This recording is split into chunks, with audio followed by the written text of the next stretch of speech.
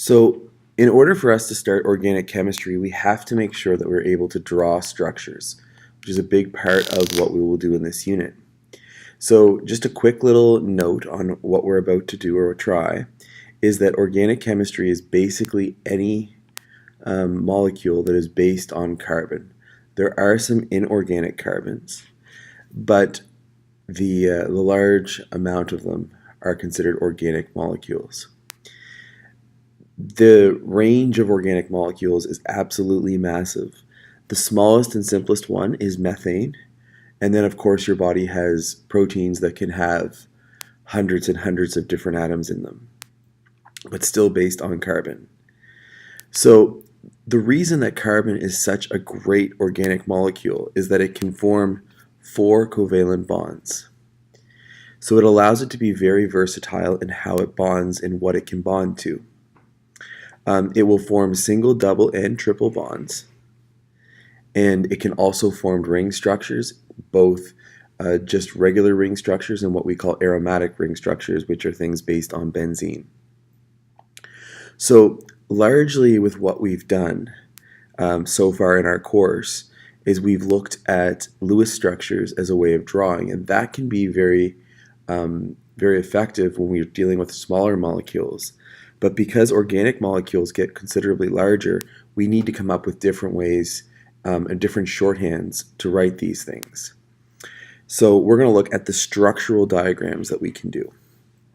So what we'll do is we'll describe the 4 different versions of these, and then we'll practice writing some.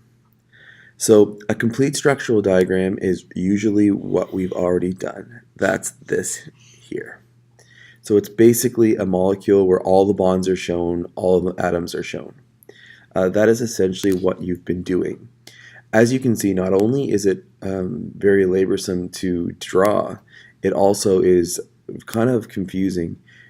And the reason that we move on from this is we know that hydrogen can only form a single bond, and we know that carbons are going to want 4 bonds to itself all of the time.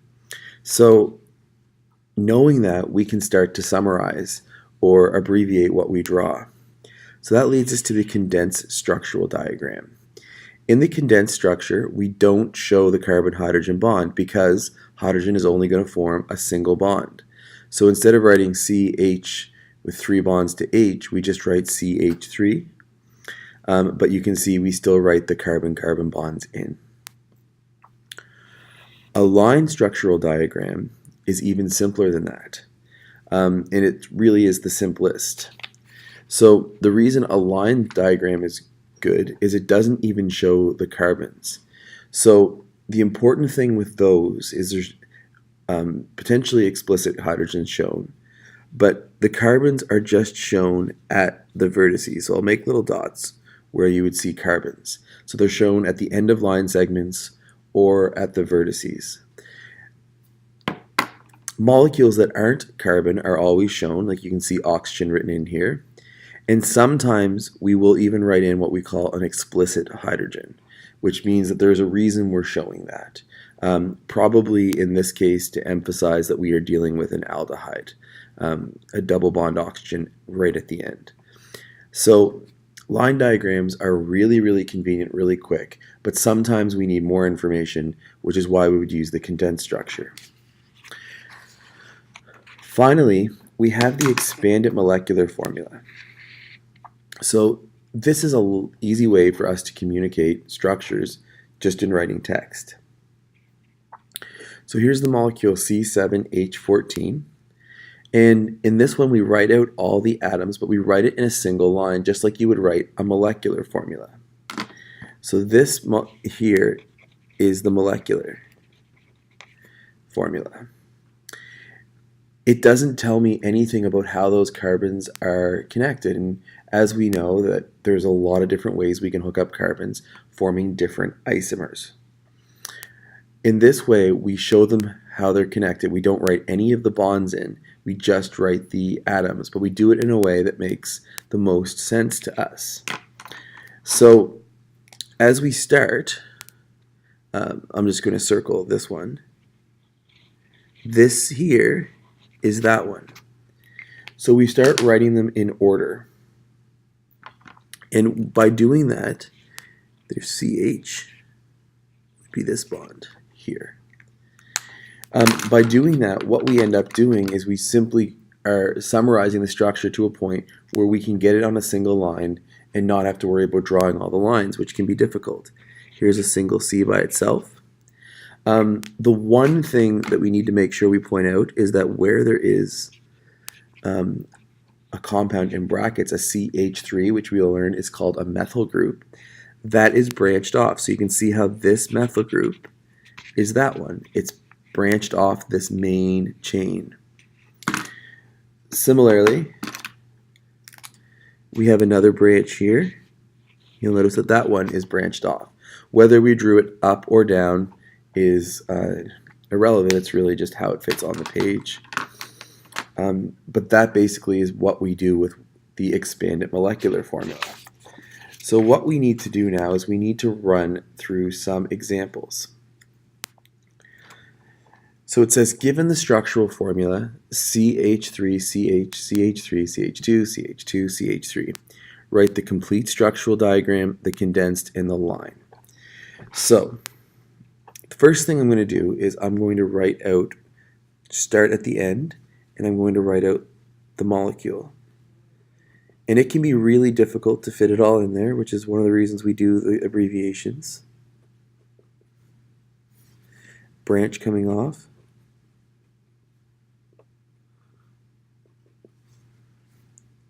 C, H, H, C, H, H, C, H, H, H. So there's my branch coming off, and I just wrote the other one through. Just in order that they appeared. This is clearly, it would be good if I'm doing something like bond enthalpies where I'm actually counting the number of carbon-hydrogen bonds, carbon-carbon bonds. Really, really helpful and useful for that. But a lot of the time, that's not necessary. So to go to condensed, all we're going to do is not write the carbon-hydrogen bonds. So instead of writing H3C, instead of writing 3 H's bonded to C, I write H3C. Carbon-hydrogen, carbon-hydrogen 3.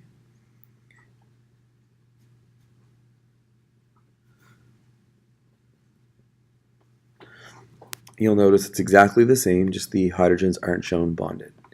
A simple way to check this is to make sure that every carbon has 4 bonds. So this carbon is bonded to 3 hydrogens, so that's 3. To another carbon is 4. And you can go through and check to make sure that you don't have more than 4 or you're missing some. Generally, when you're missing one, that just means that it's time to look at double bonds or triple bonds. Line diagrams are a lot simpler to draw. You have to make sure you know the number of carbons in the main chain. So 1, 2, 3, 4, 5. So 2, 3, 4, 5. And we draw it in a zigzag pattern. So this is this carbon, this vertex is this one, this one, this one, and this one. And on the second carbon, I have a CH3 group.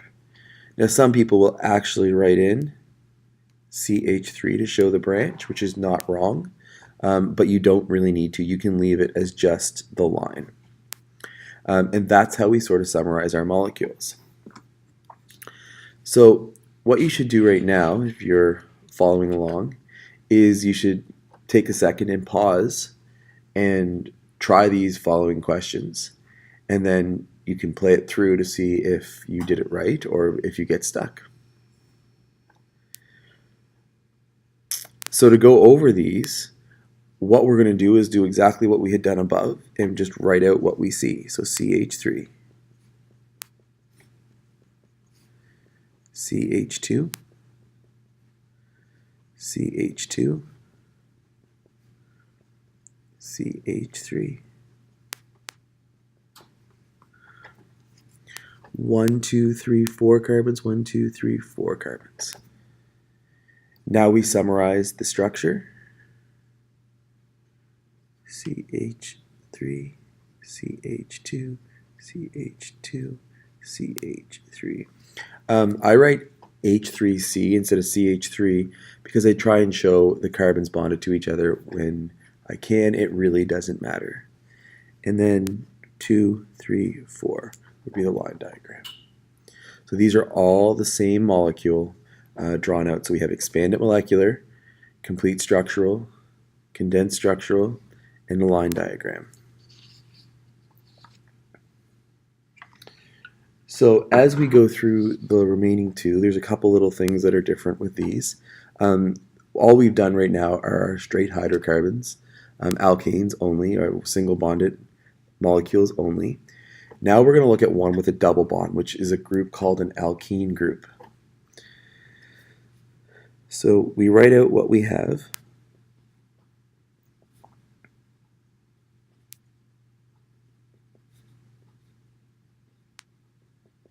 Just like we did above.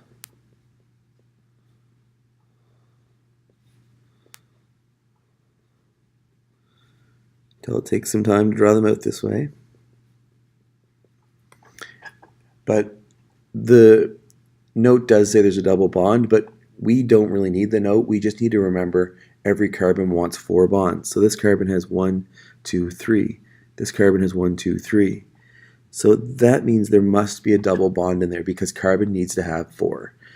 Hydrogen can't double bond because it only can do the single bonds. And then every other atom in that molecule has 4. To do the line diagram,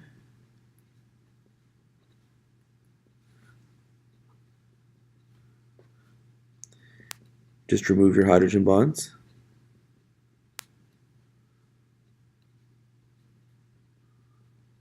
One, two, three, four, five. 1, 2, 4, 5. Oh, I have an extra one here.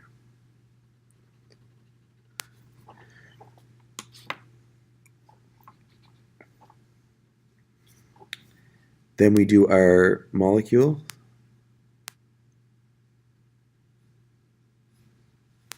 So 2, 3, 4, 5, double bond, and on 3, we write the CH3.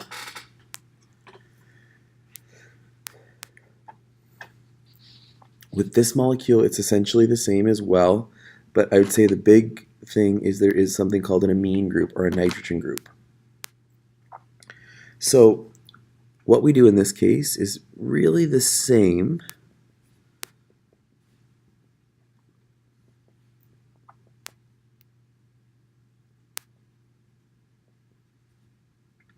But when you get to the nitrogen group, we have nitrogen bonded to 2 hydrogens. I think the only trick here is to remember that nitrogen will only want 3 bonds to it. So it's not carbon, it's in group 15 on the periodic table, so it only needs 3 atoms to get to its octet. We can do the condensed, just remove the hydrogen bonds.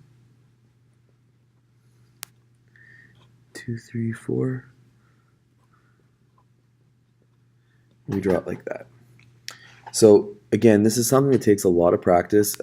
Just make sure you go through and make sure you didn't add extra carbons like I almost did here. And you should be okay.